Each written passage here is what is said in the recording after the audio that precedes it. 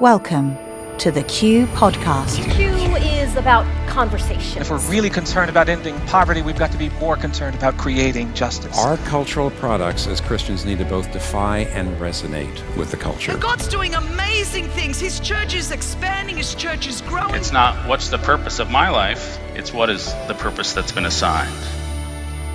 Stay curious, think well, advance good. This is Q.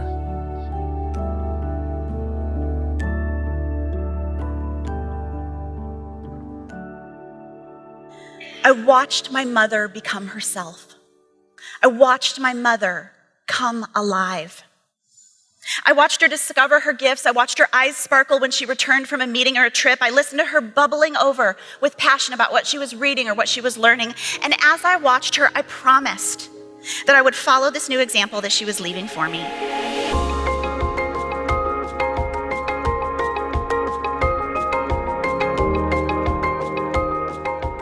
Welcome to another edition of the Q Podcast. I'm Gabe Lyons, and today we are going to learn about what does it mean for us to pursue our callings and to understand that God's called every single one of us to be a part of His redemptive plan in the world, to really be a part of how He's trying to renew creation, renew the world, and affect and transform not only people's lives, but every area of the culture. And part of how we're going to do that today is hearing a very personal story from Shauna Niequest. Now, if you've not heard of Shauna, she's an incredible author. She's also a pretty amazing chef who lives in the Chicago area.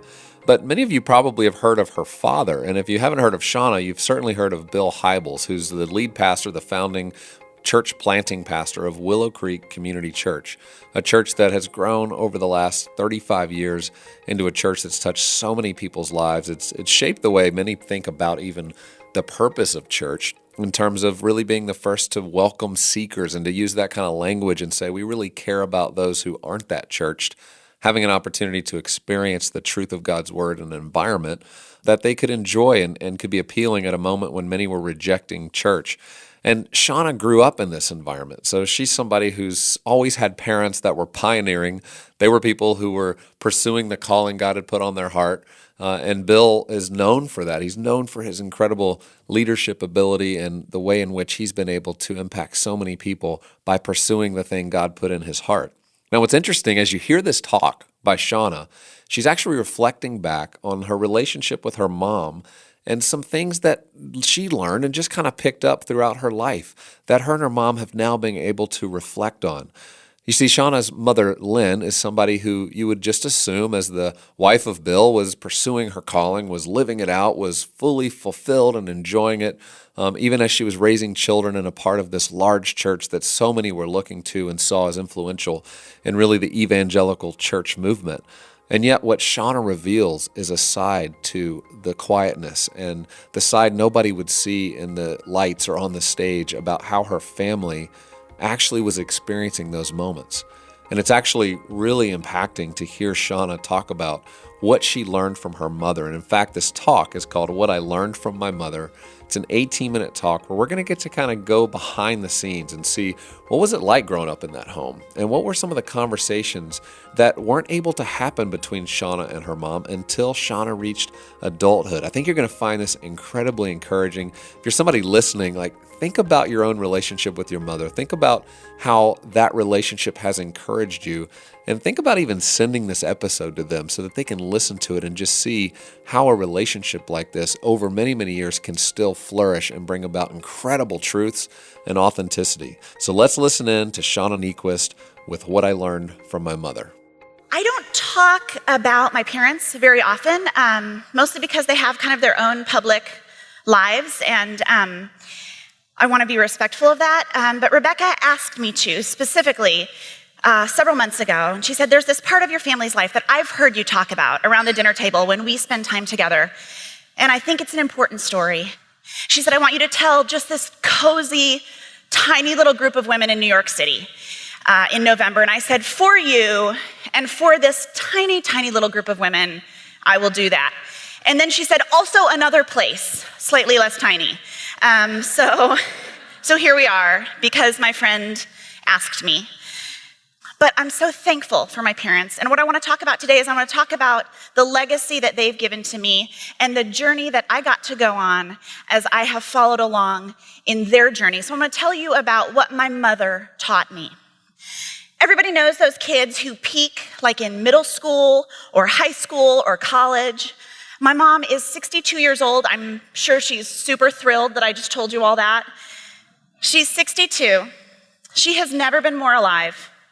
Never been more whole, never more filled to the brim with passion and energy and vision for God's place and his calling in her life. My mom is a global soul, a poet, an activist, a woman of creativity and conviction and vision, a woman I aspire to be like in a million ways.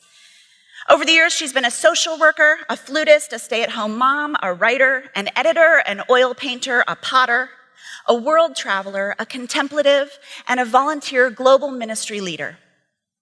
She's an avid reader and involved in loving grandma, a leading expert in the American Christian community on peacemaking in the Middle East. The last few years, she's been to the Congo and the Middle East several times each. Last summer, she was inspired to make a specific concrete difference in the lives of Congolese women. And so she raised money and trained all summer with a goal of kayaking 36 nautical miles in one day, lighthouse to lighthouse on the shores of Lake Michigan. She trained all summer, but on the day that she chose, the water was cold and choppy and the wind kicked up at the end of the day.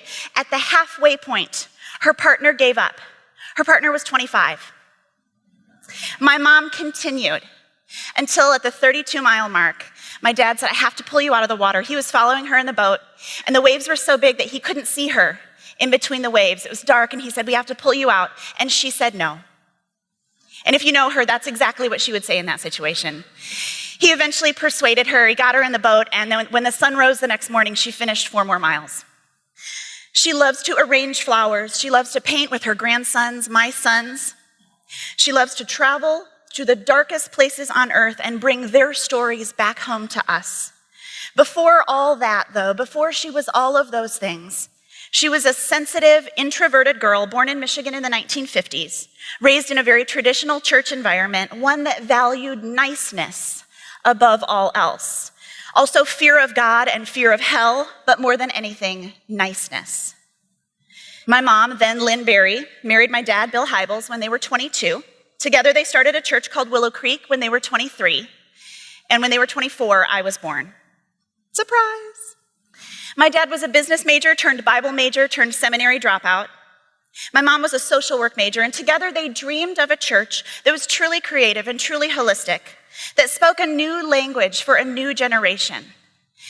Their fledgling community needed leaders, and while they had not yet agreed upon their theology of gender, they gave leadership roles to the most spiritually mature people in the community. Many of them were women. At the same time, they commissioned their elder team to do an 18-month scriptural study about women in church leadership led by Dr. Gilbert Belazikian. He was an elder at our church, a Wheaton College professor, my dad's mentor, and very much a grandfather to me. And that study led them to an explicitly stated core value of non-gender-based giftedness, an explicitly stated core value of non-gender-based giftedness. It eventually became the book Beyond Sex Roles, and in both practice and policy, our church has been, from its earliest days, led and shaped and taught and eldered by men and women together. I grew up being taught by women, led by women. I watched women baptize and officiate weddings and administer communion, and I didn't know until I went away to college that was not the same in every church and for all women. I was shocked and I was heartbroken. It had never occurred to me that so many people just like me were being sidelined, were unable to develop the gifts that God gave them and unable to use those gifts within the context of church life. As our church grew all those years ago, while my mom had the full support of our church's core value of non-gender-based giftedness, it was the practical concerns that pushed her further and further from her role as founder into primary caregiving parent and home manager. My dad's intense schedule and my mom's traditional upbringing urged them into strict gender roles. My dad was at church a lot.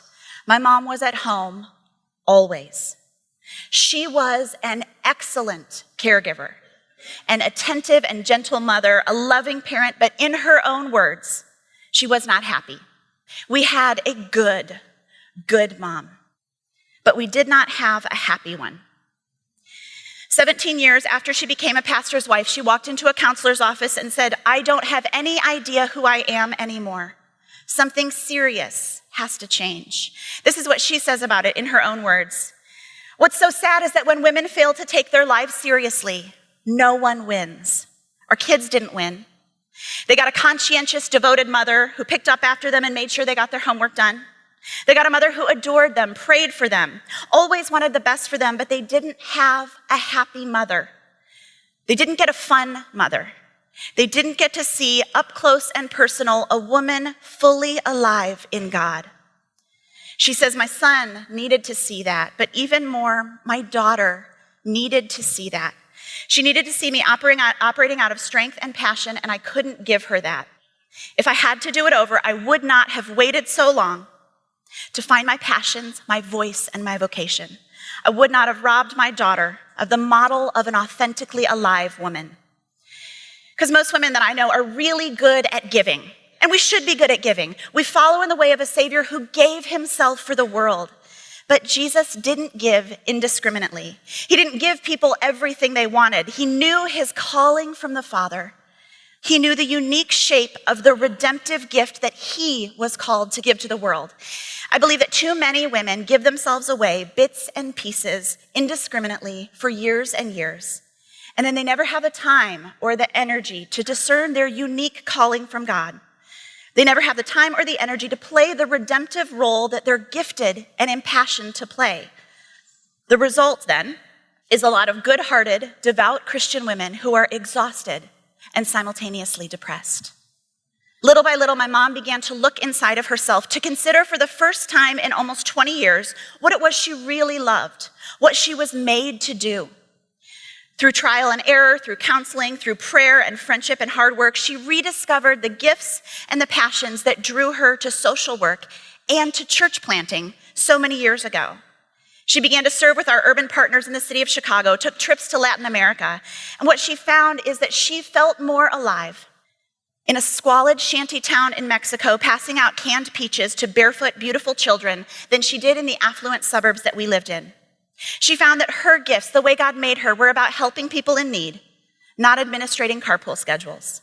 Though she couldn't give up the carpool schedule entirely, she found that she was far less drained by it when she was able to use those gifts and passions a couple times a week or a couple times a month. This journey that she was on started when I was 14 years old. I was just learning what it meant to be a woman, and I was watching the most important woman in my life redefine her own definition of that same thing.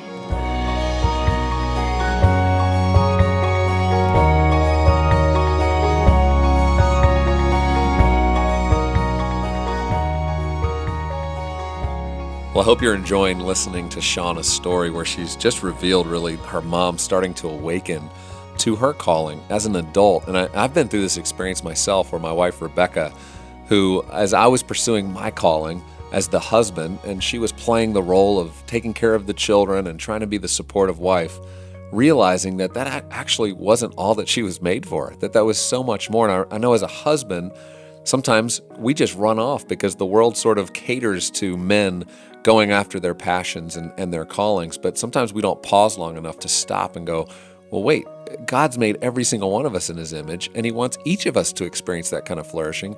And we need to be a part of helping our spouses unpack that. And so that began for Rebecca and I, this journey of her going through a process of really remembering how God's made her, remembering her passions, thinking about her burdens, and starting to find where those things come together. And even in adulthood, you can start to experience incredible freedom and fulfillment when you step into what God has for you. Well, that's what's happening with Lynn Hybels, as Shauna's starting to describe.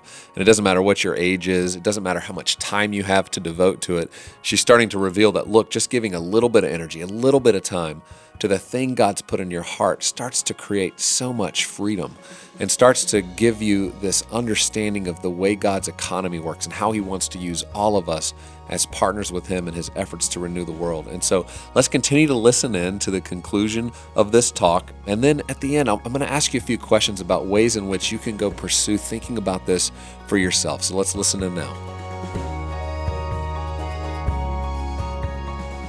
Watching my mother as a young teenager gave me a front row to the hard, messy, beautiful, important transformation.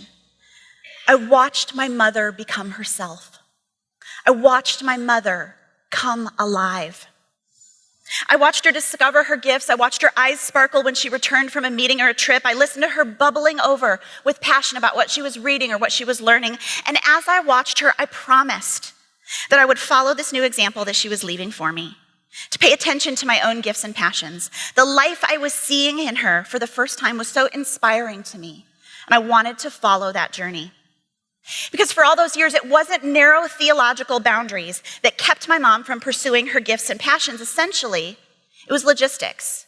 It was the overwhelming practical concerns. Both my mom and my dad look back now with great regret that they allowed the logistical challenge of raising young children to fall primarily on her. They're the first to say they wish they would have worked so much harder to find creative solutions for the practical concerns so that they both could have pursued their passions. What my mom taught me is that it's worth the hard work of rearranging the practicalities. It seems overwhelming. It seems easier or simpler or cleaner to opt out entirely for a while, to put my own voice on hold for a while, to sort it out later. But my mom and her voice in my life and her example in my life would never let me do that. And part of her fire for that is because she knows firsthand how painful life is when you're not living out of your passions. I told her that I was telling these stories today, stories about her life and my life, and how they connect, and her example to me as a woman. And I asked her what I should tell you. And this is what she said: you tell them. You tell them I found my voice in my 40s and my vocation in my 50s. So the good news is it's not too late for any one of you, man or woman. It's not too late for any one of you. But if at all possible, don't wait that long. Don't wait the decades that I did, decades of depression and exhaustion. She said it doesn't have to be all or nothing. You tell them that just because in one season or another you can't put 40 hours a week into this or that work, doesn't mean you give it up entirely. Whatever your season, put in 4 hours a week or 4 hours a month. If you keep those dreams alive, they will sustain you along the way. She said, you tell them that my friends and I were late to this game. We raised our kids and supported our husband's dreams and put our own dreams way up on shelves. And now we're discovering we could have lived out those dreams all along the way. We could have been nurses or welders or college professors along the way. For real, 3 of my mom's best friends have, in their 50s and 60s, rediscovered their deeply held, long-held passions, and one has become a nurse, and one has become a welder, and one has become an academic. I've grown up with these women. They threw me baby showers and wedding showers. They've known me all my life, and they remind me over and over, you don't have to do what we did. You don't have to wait till you're 40 or 50 or an empty nester. We've missed out on so much. She said, tell them not to let logistics stand in the way of calling. Tell them not to let logistics stand in the way of calling. It's not worth it. My parents look at how my husband and I and many of our friends are struggling to shape our marriages and our family lives in a new way. And they say to us over and over, don't give up. What you're doing is important. My husband, Aaron, is building something new at our church this year, and I've intentionally, prayerfully, joyfully changed my own work life and commitments so that I can be a part of it with him. I'm there every week. I hand out programs in the back. I watch my husband do the thing that God has called him to do. And I'm thrilled to do it because my husband, Aaron, has done the same thing for me a dozen times in the dozen years that we've been married, when a book has come out or when I've had a busy travel season, because we're learning from my parents to make space for 2 callings in one home and in one marriage. I'll be the first one to tell you it's not easy. I'll be the first one to tell you it's complicated. It's difficult to navigate two callings, especially with two little children in our home. But if I tried to put my vocation on hold for any amount of time, my mother would be the first one to show up on my doorstep and say, "No way." I didn't walk that long path of depression and passionless days so that you can recreate them. You don't have to do it the way I did it, so please don't. She would say, "Write till your fingers bleed, tell stories till your voice runs out, because it's what you were made to do, mother or not, woman or not." If I tried to shelve my gifts for any amount of time, if I tried to give back the voice and the calling God gave me, she would be the first in line to say, "Get back to work." Because it fills you, because you love it, because it helps people, because you're you when you do it. At the heart of it, what my mom taught me is that everyone benefits when women tap into the passions and use the gifts that God has given them.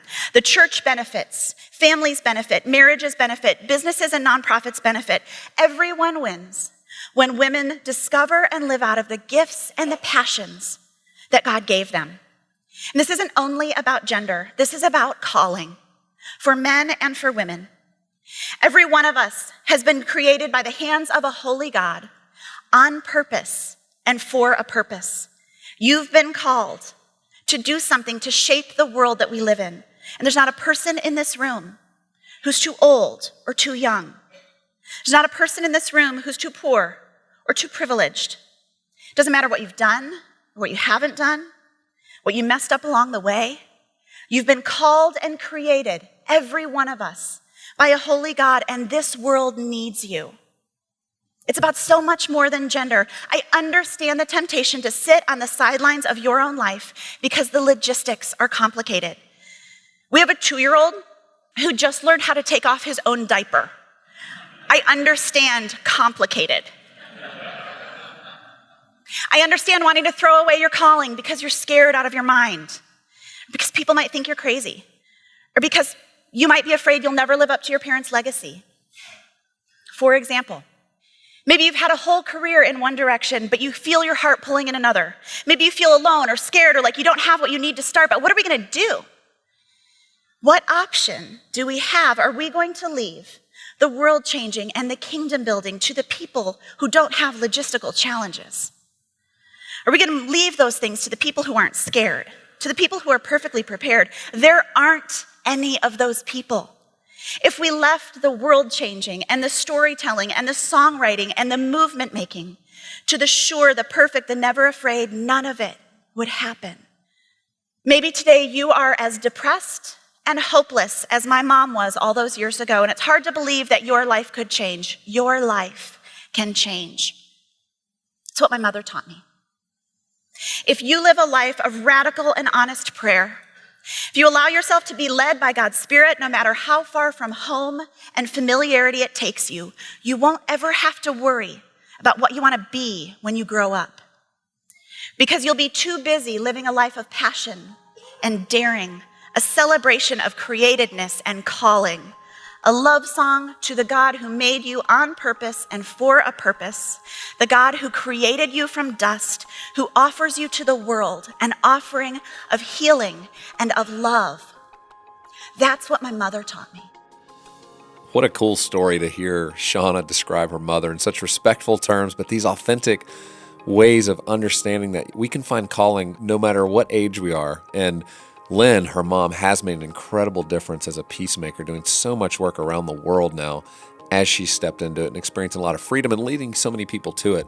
And that's what we want for you. As you're listening, there's a couple questions that come to mind that were critical in my journey, in my wife Rebecca's journey. In fact, she chronicles this in her first book, Free Fall to Fly, where she speaks really to this topic of women finding their calling and permission to pursue it.